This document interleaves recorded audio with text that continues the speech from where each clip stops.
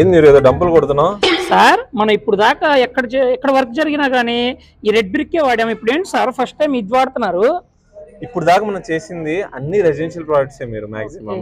So residential projects మొత్తానికి preferable red brick. ఎందుకు? Strength లో దీనికన్నా ఇది ప్రిఫరబుల్.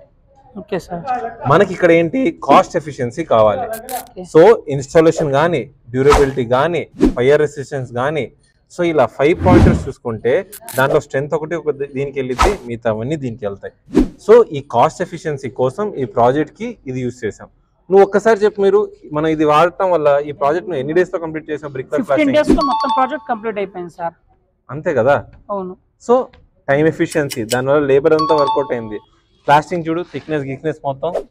సో అందుకోసం కొన్ని కమర్షియల్ స్ట్రక్చర్స్ కి AC block is highly recommended. ఇలాంటి విషయాలు తెలుసుకోవడానికి 5 ప్లేయర్స్ ని అప్రోచ్ అవ్వండి.